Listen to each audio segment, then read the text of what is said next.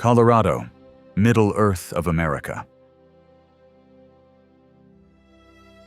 Here, mountains are not features of the landscape. They are the landscape. An immense spine of the Rockies runs through the state, lifting the land to extremes. Over 50 peaks rise above 14,000 feet, summits exposed to thin air, slopes carved by glaciers. Even its name is drawn from the land itself. Colorado means reddish in Spanish, reflecting the palette of the terrain.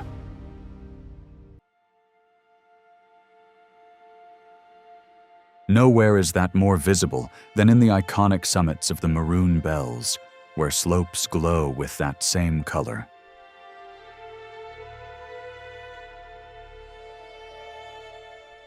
These peaks are made of mudstone, a sedimentary rock that was compressed and fractured over millions of years. These layers are highly unstable, earning the Maroon Bells a reputation as some of the most dangerous 14ers in Colorado. The peaks take on their deep red appearance from iron oxide concentrated within their structure. At sunrise and sunset, the mountains seem to intensify, their surfaces taking on darker, richer tones.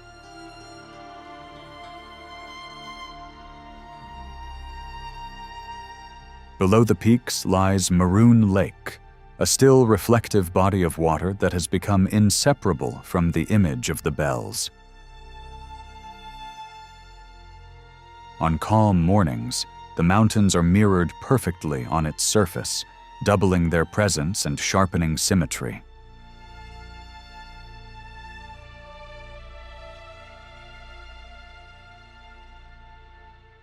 West of Crested Butte, the landscape softens, at least at first. The sharp peaks of the Elk Mountains give way to rolling ridgelines. Kebler Pass stretches for roughly 30 miles, climbing to just over 10,000 feet.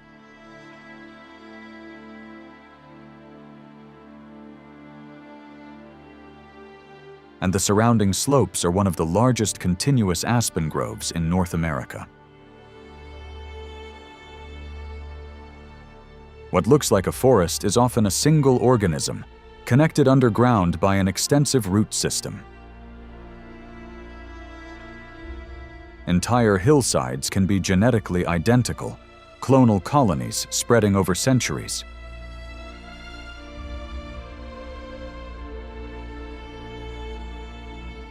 In late September, chlorophyll breaks down, revealing the pigments beneath: yellows, golds, and deep orange.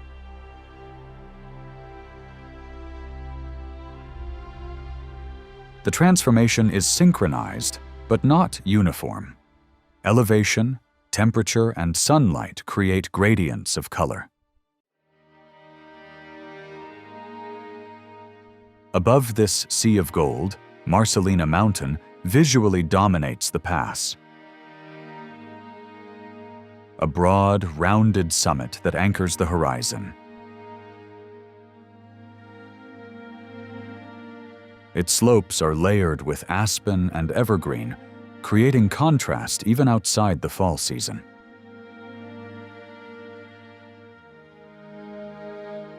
Within Rocky Mountain National Park stand over 70 peaks exceeding 12,000 feet, including Long's Peak, one of Colorado's most iconic 14ers.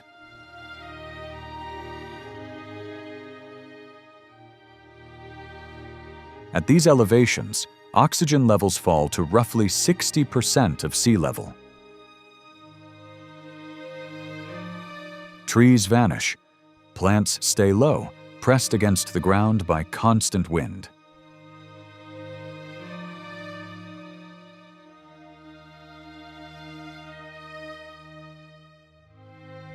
The geological story started more than 1 billion years ago, when ancient rock was forced upward during the formation of the Rockies.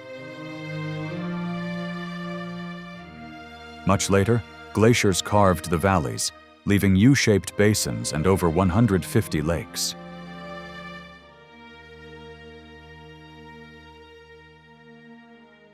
The park straddles the Continental Divide, a line that separates two oceans. Rain falling on one side flows east to the Atlantic. On the other, it travels west toward the Pacific.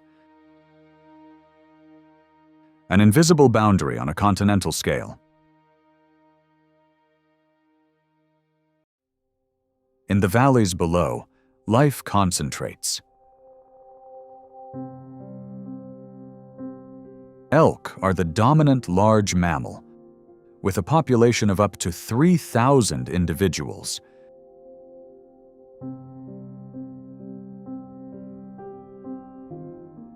An adult bull can weigh over 600 pounds, carrying antlers that can span up to 4 feet across.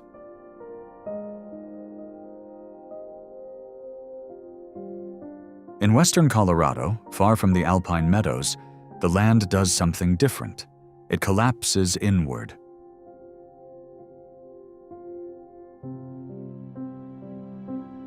At first glance, Black Canyon doesn't look wide enough to be this deep. In its most dramatic section, it narrows to just 1,100 feet across at the rim, while plunging nearly 2,000 feet straight down.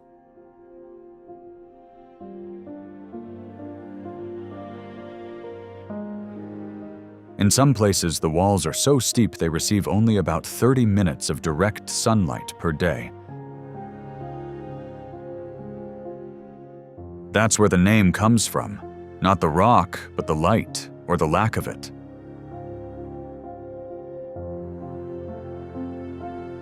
At the bottom, the Gunnison River cuts through the darkness, restlessly moving cold mountain waters.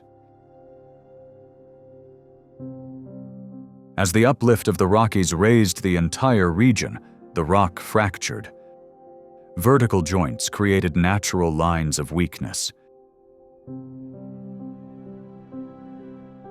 The river exploited those fractures, cutting down faster than the canyon could widen.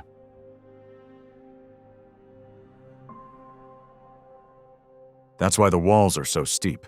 This isn't a canyon that opened outward. It was cut straight down.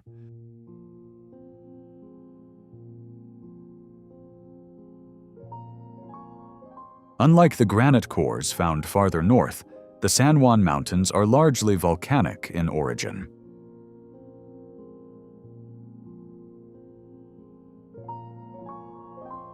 Around 30 million years ago, this area was a vast volcanic field, one of the largest in North America.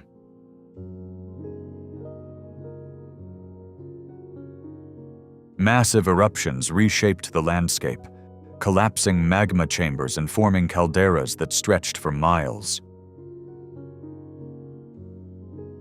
What remains is the eroded skeleton of that violent past, and rock that still carries the color of fire.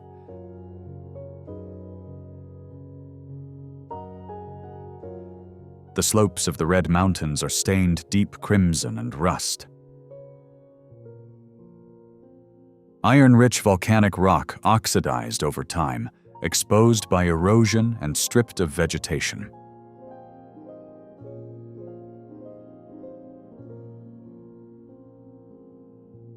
The terrain feels unfinished, as if the process that created it hasn't fully stopped.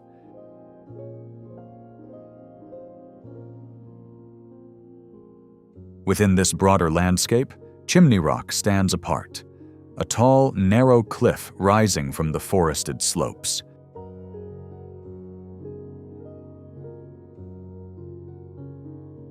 It's a single column of rock, eroded down to a vertical remnant that dominates the surrounding ridges.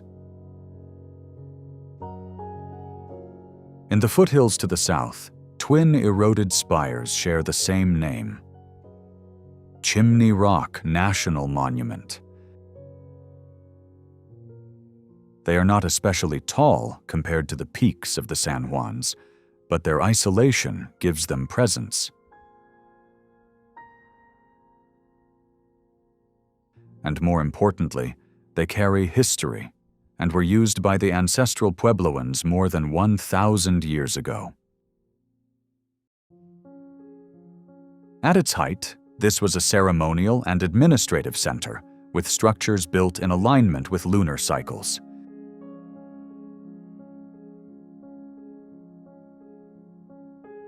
During the major lunar standstill, the moon rises between the twin spires. A precise astronomical alignment that suggests careful observation and planning.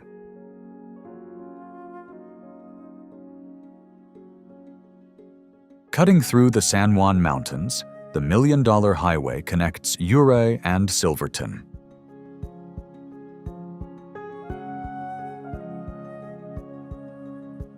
Originally built in the late 19th century as part of a toll route, the highway was designed to link mining districts.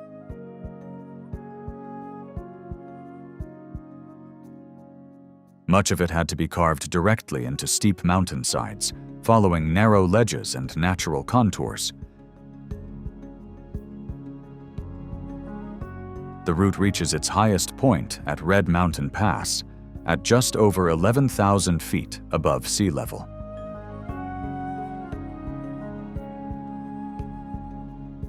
Driving it requires attention.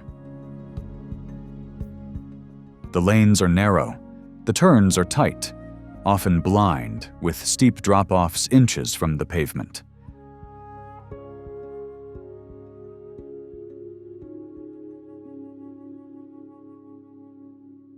The area was historically one of Colorado's most active mining regions. Remnants of that era, abandoned mines and old structures, are still visible from the road.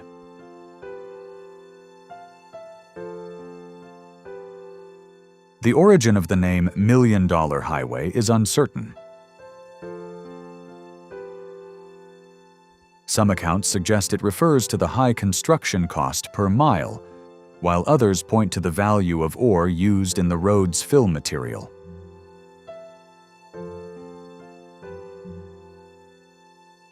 Decades before the asphalt appeared, a line of steel was built to transport ore from mines deep in the San Juan Mountains. The Durango and Silverton Railroad follows the narrow corridor of the Animas River.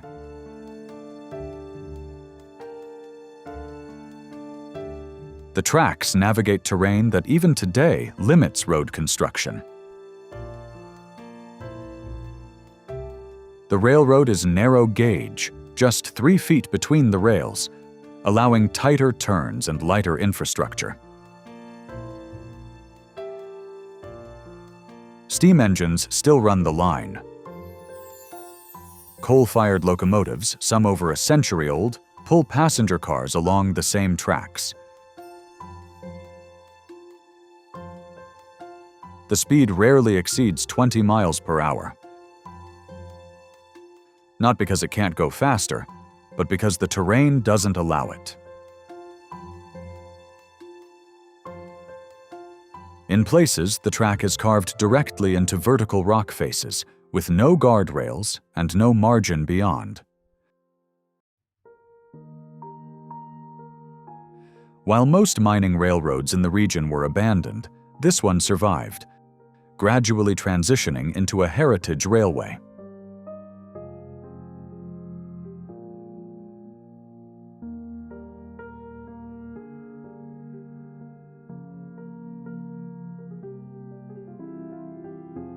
Set deep within a box canyon, Telluride is surrounded on 3 sides by steep peaks rising more than 13,000 feet.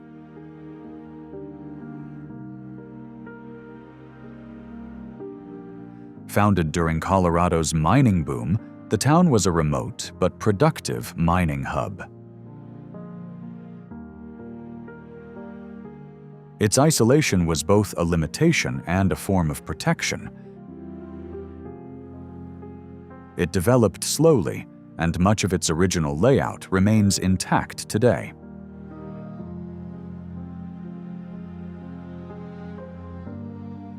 In 1887, Telluride became the site of one of the first long-distance transmissions of alternating current electricity in the United States.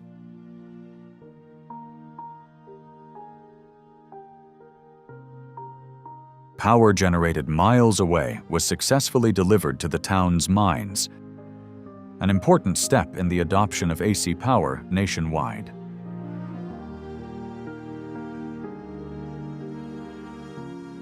As ore production dropped and prices fluctuated, Telluride declined and was nearly abandoned. But in the 1970s, the establishment of a ski resort transformed the local economy. Skiing and snowboarding dominate in colder months, while hiking and festivals define the warmer season.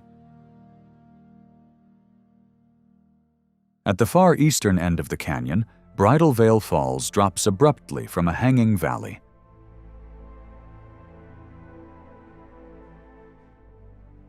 The tallest free-falling cascade in Colorado. The water spills from a narrow shelf high above the valley floor, where a smaller glacial basin once met a much deeper one.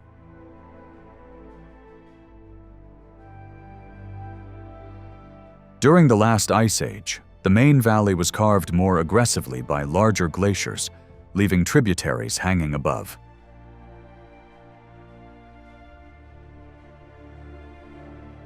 When the ice retreated, water remained, but gravity took over, sending it straight down the exposed cliff.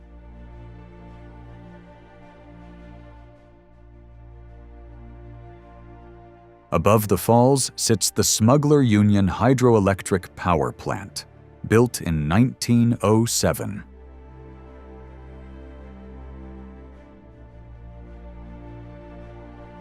It's one of the oldest alternating current hydroelectric plants still in operation in the United States.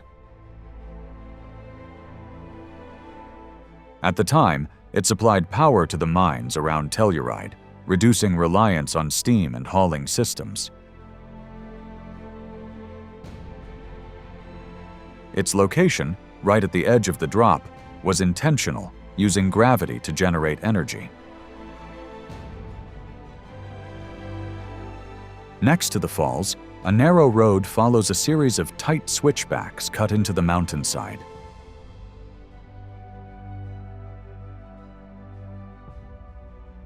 Black Bear Pass, reaching an elevation of over 12,800 feet, connects high alpine areas to the Telluride Valley.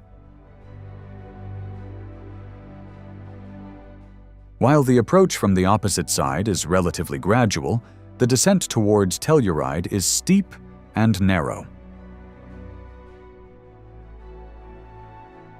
The road drops sharply, carved directly into the mountainside, rock on one side, open space on the other. It is typically open only in summer and is restricted to high-clearance four-wheel drive vehicles.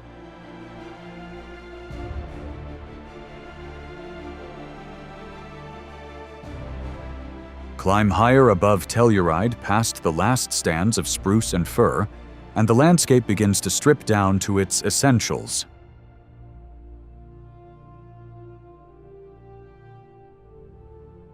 High in the upper elevations of the San Juan Mountains, the terrain is shaped by glaciation. During the last ice age, moving ice carved out steep-walled basins, leaving behind natural depressions that now hold water.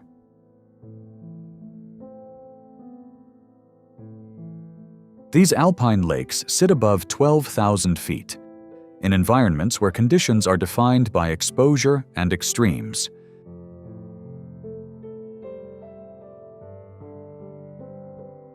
What stands out immediately is the color.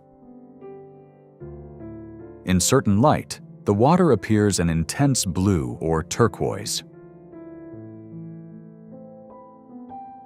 This effect comes from suspended particles of finely ground rock, often called glacial flour. The clarity is equally striking. There are no large inflowing rivers carrying sediment or debris, just snowmelt, filtering slowly through rock. With little vegetation and minimal organic input, the water remains exceptionally clean.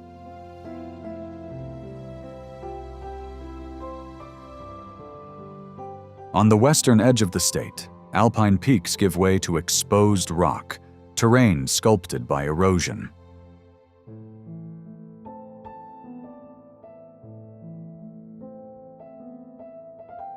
Colorado National Monument, a high desert plateau cut through by deep canyons and vertical stone walls. Sheer cliffs rise up to 600 feet above the canyon floors, composed primarily of sandstone layered over much older rock.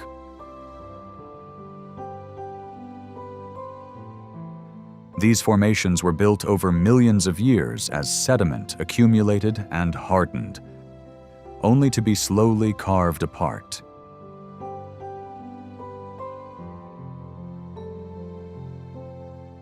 Massive monoliths rise from the canyon floors. Isolated towers of rock left behind as surrounding material eroded away. Among them is Independence Monument, one of the tallest freestanding rock structures in the park. Color plays a major role. The rock shifts from deep red to orange and tan, depending on mineral content. Iron oxidation produces the dominant red tones, while layers of lighter sandstone create contrast across cliffs and spires.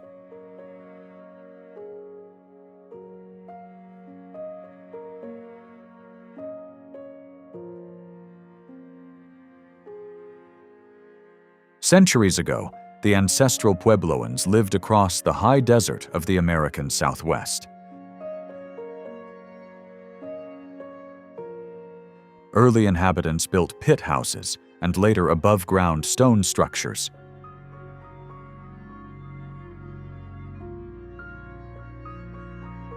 But by the late 1100s, construction shifted toward the canyon walls. In Mesa Verde, entire villages were built into natural alcoves formed by erosion.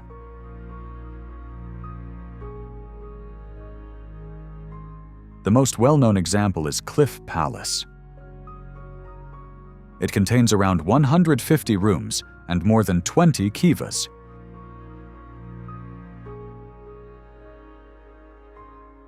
Every element serves a function.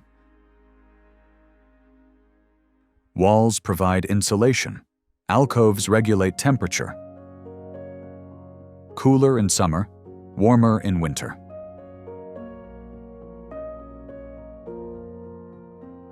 With no major rivers on the mesa, residents relied on seasonal precipitation. And that dependency became the problem. After decades of prolonged drought, the region was gradually abandoned. The people didn't disappear. They migrated south, integrating into communities in what is now New Mexico and Arizona. But the structures remained, preserved by the dry climate and the protection of the alcoves.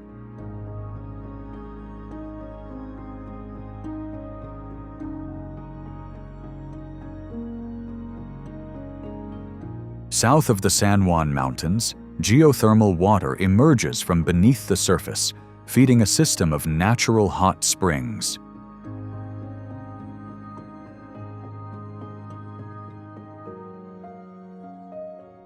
This is not volcanic heat in the immediate sense. The system here is driven by groundwater circulating deep underground.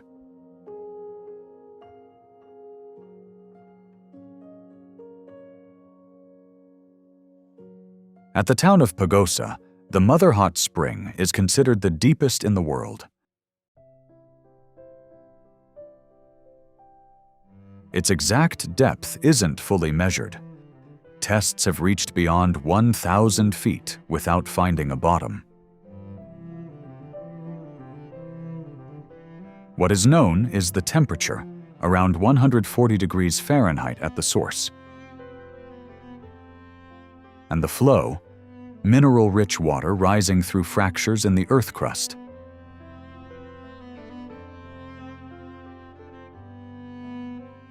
This geothermal system feeds a series of soaking pools, cooled from the source water to levels that can be tolerated.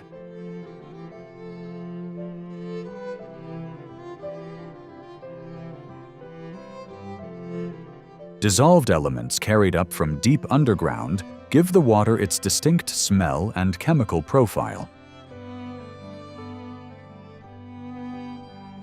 The mineral-rich waters are widely regarded as beneficial for overall health and skin, helping to relax the body and support natural recovery processes.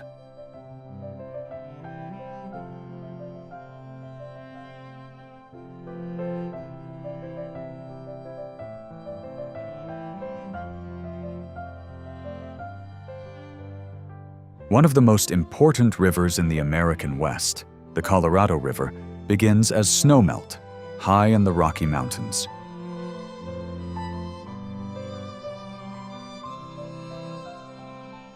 From there, it starts a long journey toward the ocean.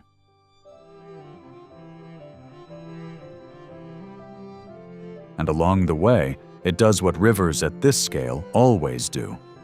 It cuts through rock. Over millions of years, that process has carved canyons across the landscape.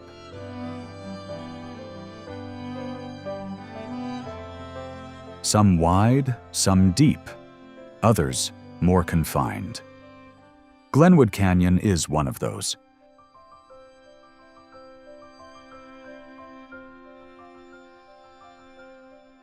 For roughly 12 miles, the river is confined between walls of limestone and sandstone that rise up to 1,300 feet on either side.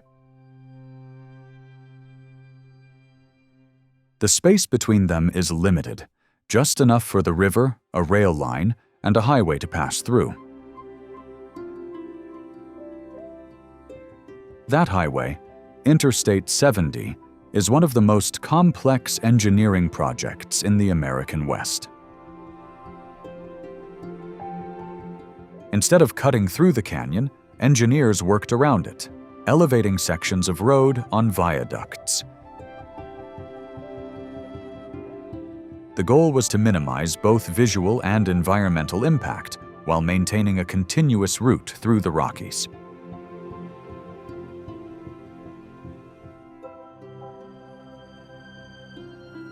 Not far from the flow of the Colorado River, where it cuts through Glenwood Canyon, water does something less direct.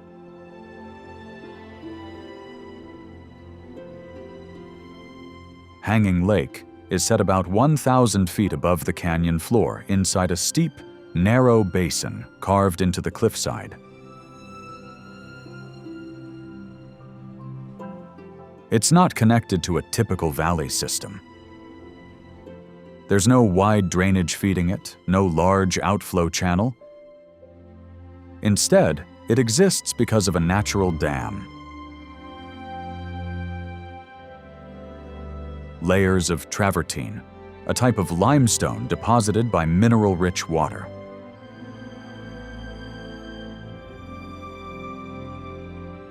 The water here is unusually clear, with a distinct green-blue color.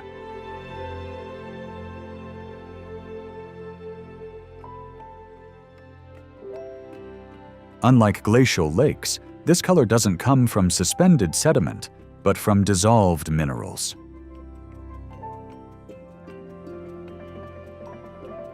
Above the lake, water continues to move.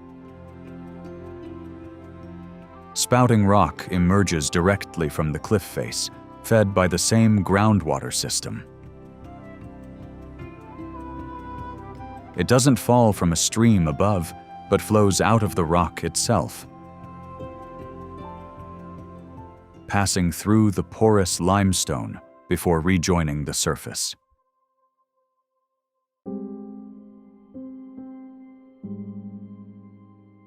From the mid-19th century, waves of prospectors moved into the mountains of Colorado in search of gold.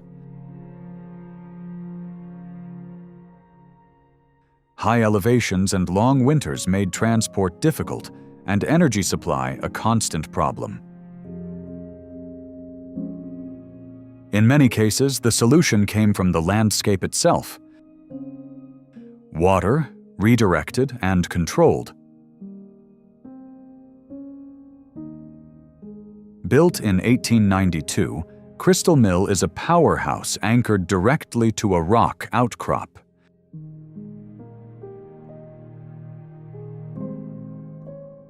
Water was diverted into the mill, where it drove a turbine.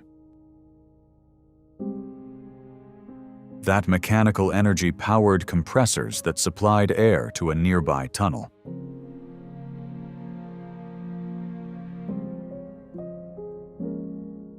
The surrounding settlement, known as Crystal, once supported a small mining community. But like many towns in the Rocky Mountains, its lifespan was short. As ore production declined, the population dropped.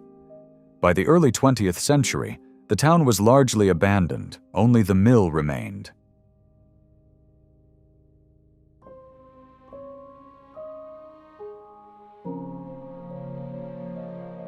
At the base of the Rocky Mountains, where elevation begins to rise from the Great Plains, sits Denver. The city developed as a point of transition between flatland and mountain, between extraction and distribution.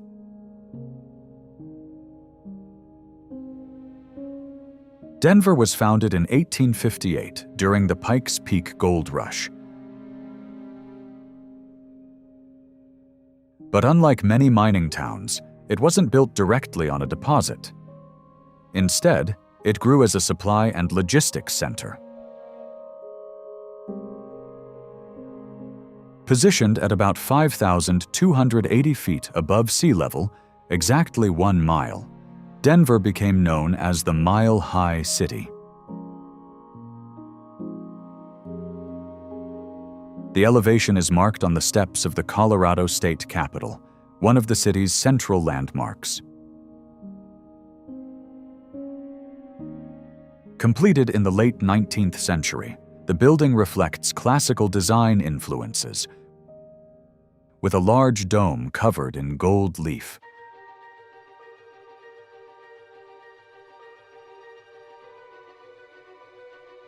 From the Capitol, the city extends outward in a grid, intersected by diagonal avenues.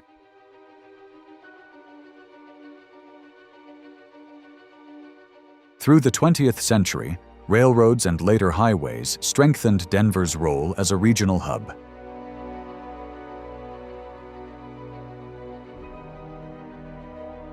Union Station was completed in its current form in 1914, serving as the primary rail terminal for the city.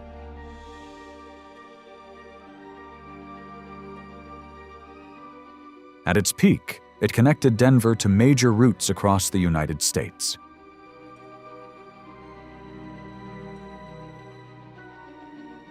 Later, the building was redeveloped into a multimodal transit center, integrating several modes of transportation under one roof.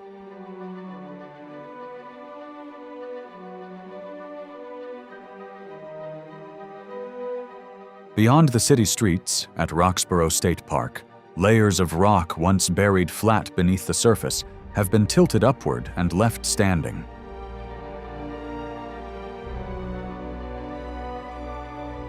Massive slabs of sandstone rise at sharp angles from the ground, some leaning at more than 60 degrees.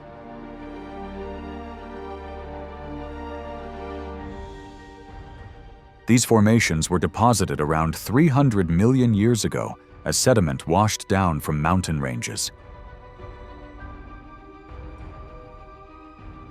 Much later, tectonic forces uplifted and tilted them, turning horizontal layers into vertical fins.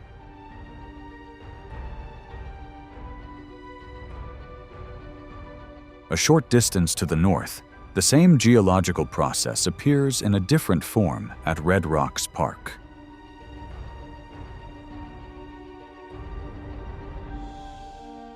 Two massive monoliths frame an open space.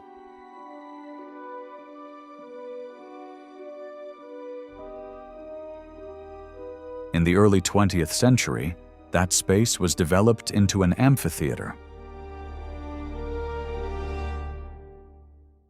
The rock walls act as natural sound reflectors. Even without amplification, the space has unusual acoustic clarity.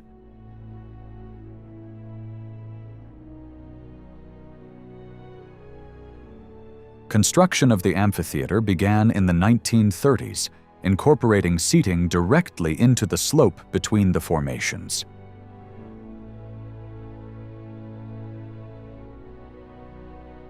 Rather than altering the landscape significantly, the design followed it, working within the natural layout.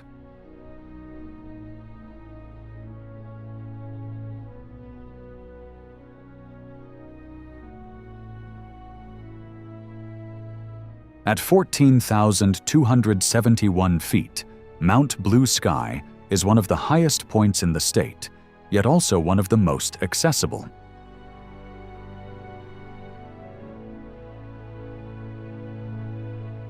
The Mount Blue Sky Scenic Byway climbs almost all the way to the summit, making it the highest paved road in North America.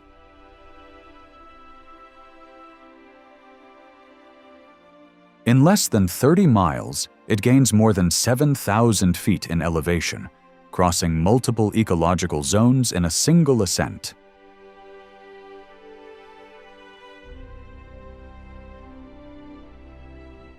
Near the top, the terrain becomes almost lunar. Vegetation is sparse. Oxygen levels are about 40% lower than at sea level.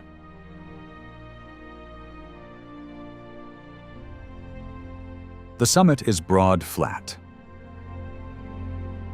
From the top, visibility extends across multiple ranges. Clear days can offer views stretching over 100 miles.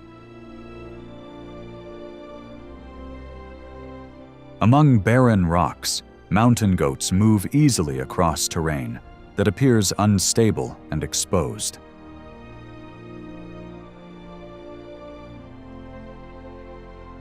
Thick coats insulate them against cold. Specialized hooves provide traction on steep, rocky surfaces.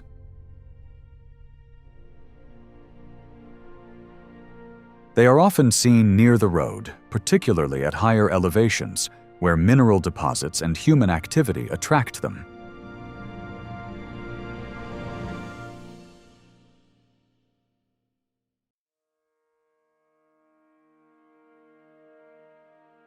Further south, above the plains near Colorado Springs, Pikes Peak might be slightly lower, but far more widely known. In 1806, explorer Zebulon Pike attempted to reach the summit, but turned back before making it to the top.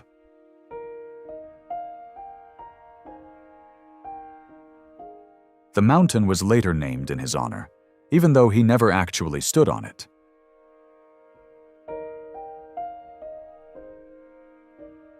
Like Mount Blue Sky, Pikes Peak is accessible by road that climbs nearly 7,400 feet over 19 miles.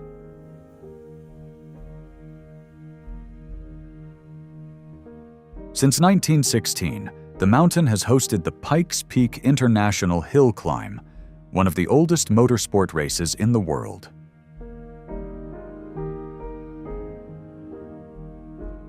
Drivers race from base to summit, navigating 156 turns. On the other side, a cog railway provides a different approach. Instead of relying on standard rail friction, the system uses a toothed rack rail engaged by a cog wheel. The line rises from Manitou Springs to the summit, covering nearly 9 miles and gaining over 7,000 feet in elevation.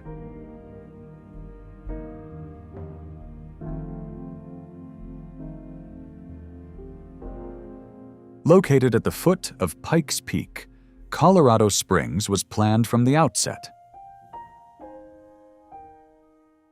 Unlike many towns that grew around mining or rail depots, it was designed as a resort community. Even though it has expanded significantly, the city still functions as a gateway to the surrounding landscape.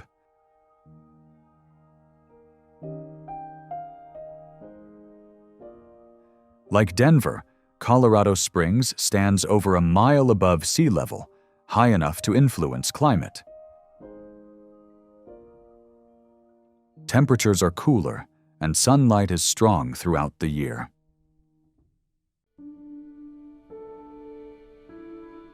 Unlike some larger urban centers, Colorado Springs has maintained a relatively low skyline.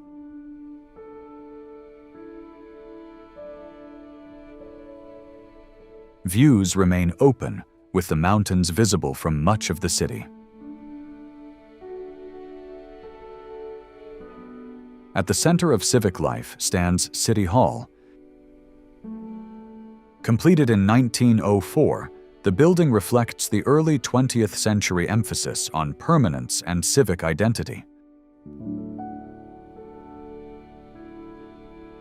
Its classical revival design includes symmetrical facades built of stone and a prominent clock tower.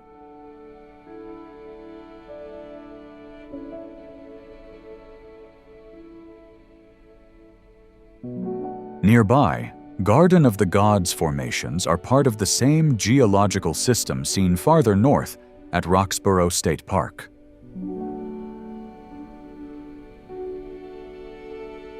Layers of sandstone deposited roughly 300 million years ago, uplifted and tilted during the formation of the Rocky Mountains. What was once horizontal is now vertical. The rock slabs rise at steep angles, some over 300 feet tall. Over time, erosion removed the softer material between them, leaving behind the more resistant sandstone in sharp shapes.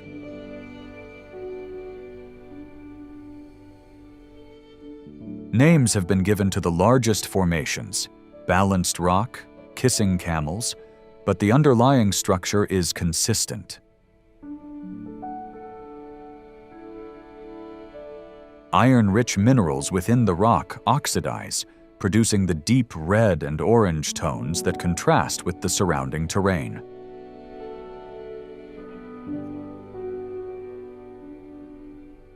The scale is not just vertical, but spatial. Garden of the Gods is set within an open park.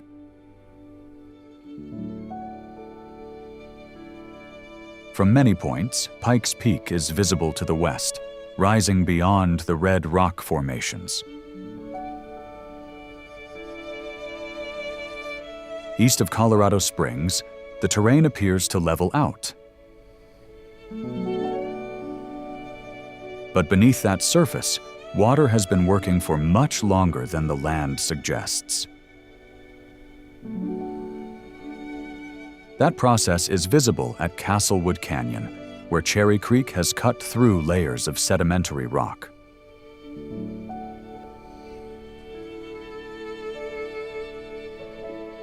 It's not as deep as those in the mountains, but still defined by the same principle, water gradually carving downward.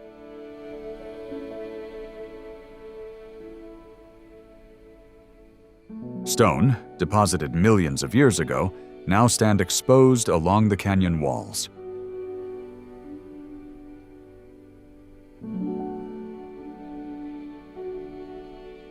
In 1890, the Castlewood Dam was built upstream to control flooding and protect downstream communities.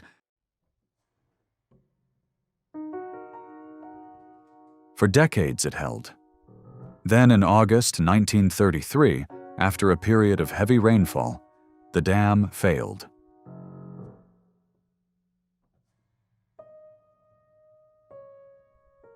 That flood released an estimated 1.7 billion gallons of water moving downstream.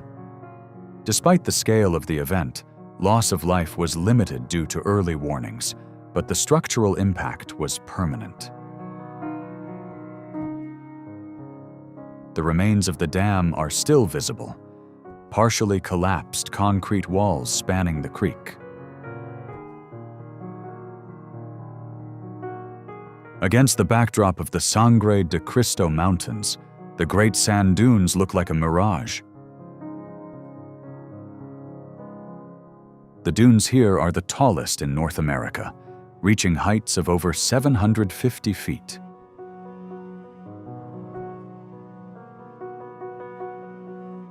But their presence isn't random. They exist because of a precise interaction between two very different systems, mountains and desert. Prevailing southwesterly winds pick up dry sand from the valley floor and push it toward the mountains.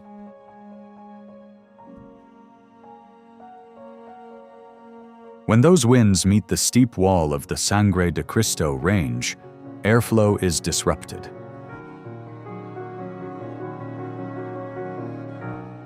The wind slows and drops its load. Water plays a second role. Medano Creek flows seasonally along the edge of the dunes, acting as a boundary. It helps trap sand within the system, preventing it from spreading too far across the valley floor.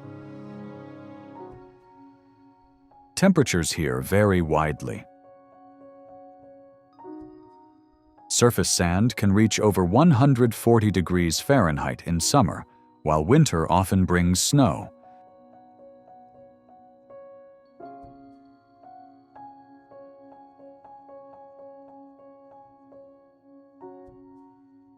Southwest of Colorado Springs, the Arkansas River cuts through the landscape with unusual precision. Over time, it has carved a narrow, steep-sided canyon through resistant rock, forming the Royal Gorge. The walls are nearly vertical, composed of hard granite that resisted widening as the river cut downward.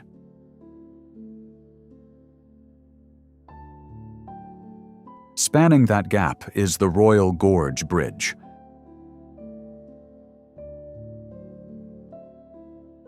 Completed in 1929, the bridge was built as a tourist attraction rather than a transportation necessity. At the time, it was the highest suspension bridge in the world, with a deck height of 956 feet above the river.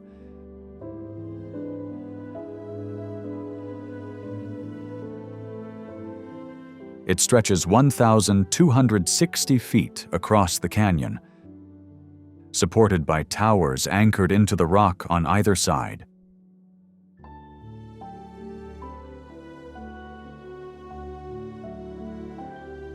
Unlike modern suspension bridges designed for heavy traffic, this structure was built with lighter materials. It was engineered to carry pedestrians and light vehicles, but its primary function has always been observational.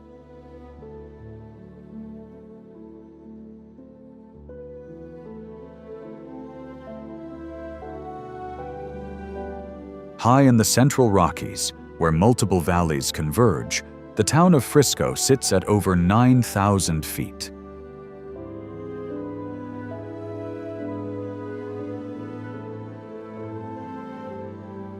From here, routes lead in multiple directions, toward Breckenridge, Vale, and over the Continental Divide.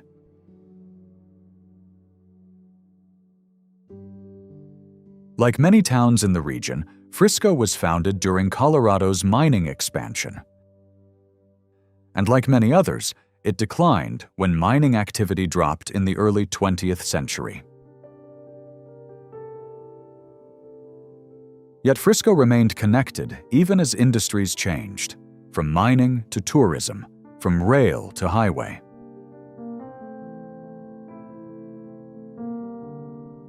The city's marina opens into Dillon Reservoir, a wide body of water at an elevation where lakes are usually smaller and colder.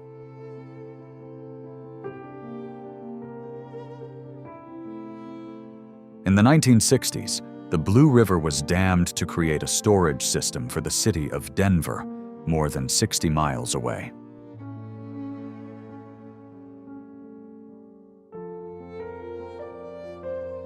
At full capacity, the reservoir covers about 3,300 acres, with a shoreline extending over 25 miles.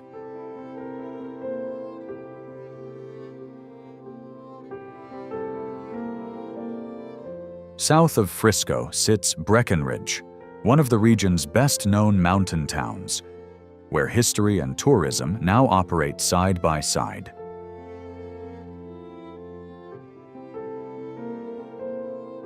In 1961, Breckenridge Ski Resort started with a handful of lifts gradually expanded into one of the largest ski centers in Colorado.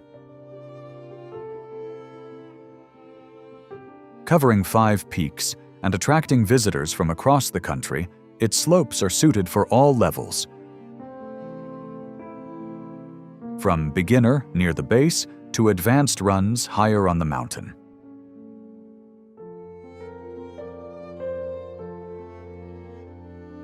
In summer, the same infrastructure supports hiking and sightseeing, extending the tourist season beyond snow.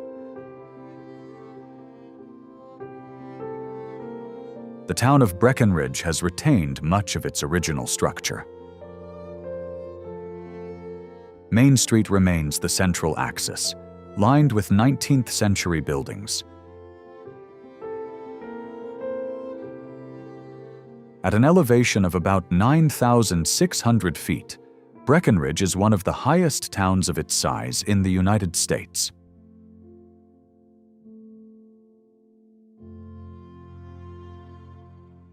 The altitude is noticeable, but it's also part of the appeal. Clear air, open views, and immediate access to the surrounding mountains.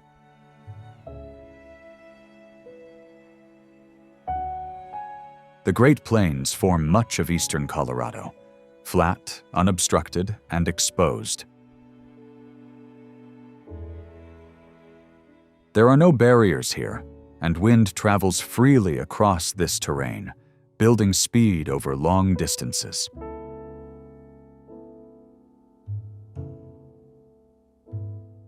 That consistency makes it a resource.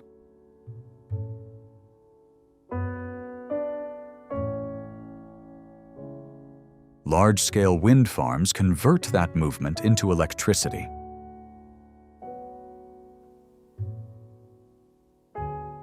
Each turbine operates on a simple principle. As wind turns the blades, energy is transferred to a generator, producing electricity.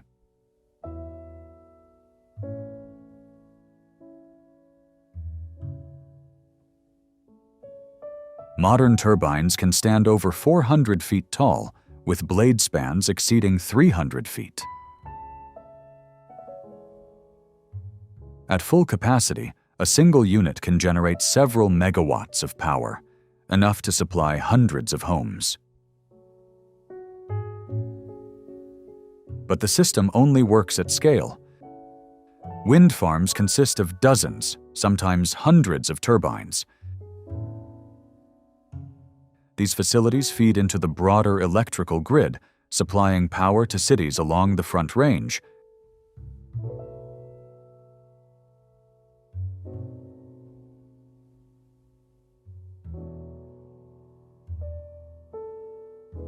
Fort Collins began in 1864 as a military outpost, established to protect travelers moving along the overland trail.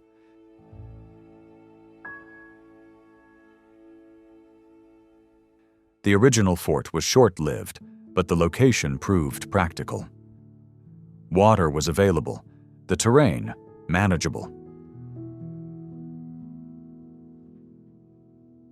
So Fort Collins became a regional center for farming and trade, connected to broader markets by expanding rail lines.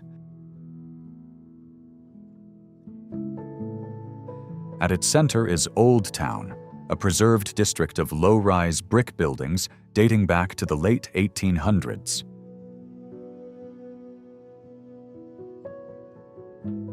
The area is often cited as the inspiration for Main Street, USA, in early Walt Disney theme park design. The scale remains controlled. Buildings are moderate in height. Streets are wide, often lined with trees. The city is home to several well-known breweries, part of a wider craft beer industry that developed here over the past few decades.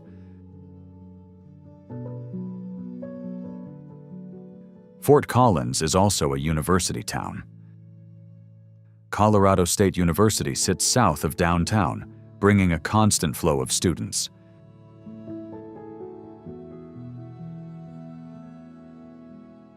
East of Fort Collins, the horizon stretches uninterrupted in every direction.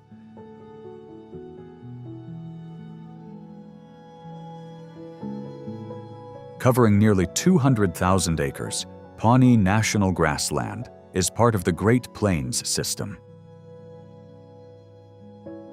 Water is scarce and inconsistent. Most precipitation comes in brief, seasonal bursts. In many places, water doesn't form permanent channels at all. Instead, it cuts temporary paths through the soil. These arroyos fragment the otherwise flat surface, creating subtle but important variation in the terrain. Wildlife adapts to that openness.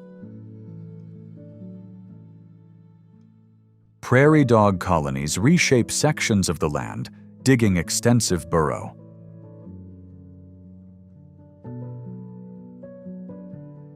In a landscape defined by horizontality, Pawnee Buttes introduce a vertical reference point. They are remnants of ancient sediment layers, left behind as erosion removed softer material over millions of years.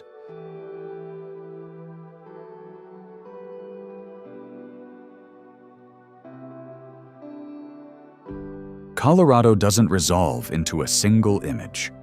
It's not just mountains or desert or plains, but the movement between them.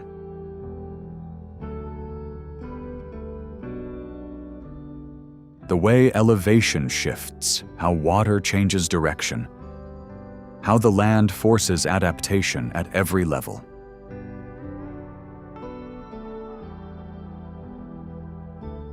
What begins in snow at the top of the Rocky Mountains ends hundreds of miles away, carried through canyons out into open country. Places like Denver and Colorado Springs exist because of that structure, set at the edge of the mountains.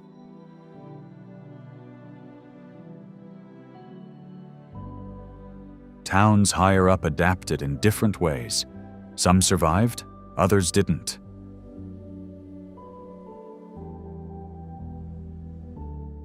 Nothing here is accidental.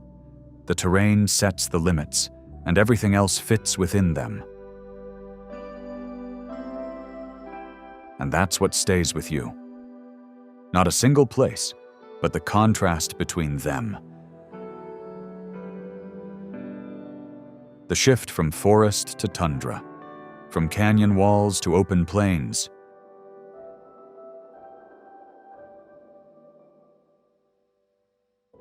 Colorado doesn't try to unify those elements. It holds them together.